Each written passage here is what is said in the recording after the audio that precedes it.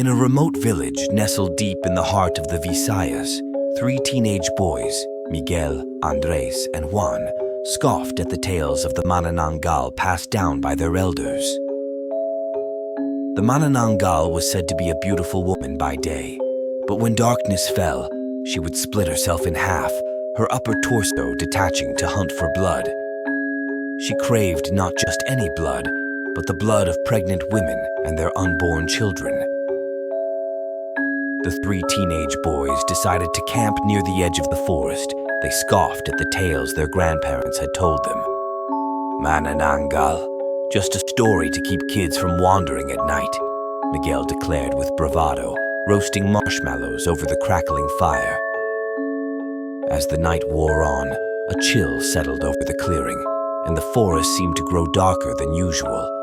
Branches creaked and leaves rustled with an unsettling rhythm.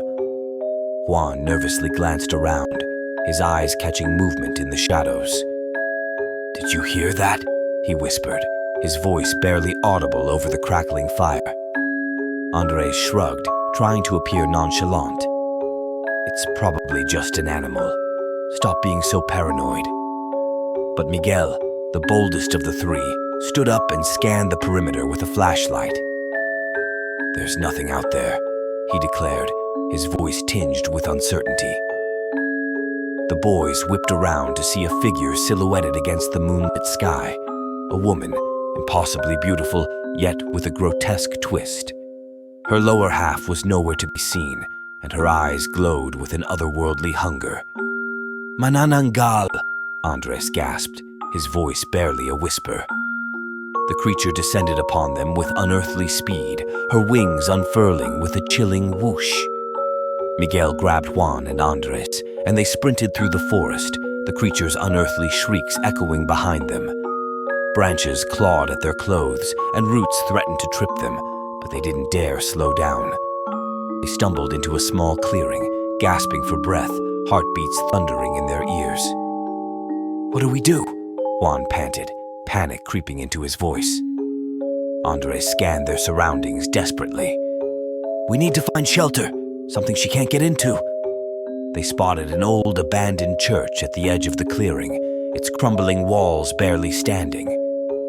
Miguel led the way, praying silently as they burst through the door and barricaded it with whatever debris they could find. They huddled together in the darkness, listening to the creature's enraged cries as it circled outside. Hours passed like agonizing eternities. "We have to warn the village," Miguel said, his voice trembling with exhaustion and fear. "No one will believe us," Andres replied bleakly, his eyes haunted by the night's events. But Juan nodded resolutely. "We have to try." They stumbled back to the village, hearts heavy with the weight of what they had witnessed. The elders listened in silence as they recounted their tale, faces grave with understanding. "You've seen her," one whispered, eyes clouded with sorrow. "The Manananggal. She's returned." From that night onward, the village lived in fear once more, knowing that the Manananggal had not vanished with the passing of generations. The boys grew into men haunted by the memory of that night, forever bound by the terror that lurked just beyond the edge of the forest.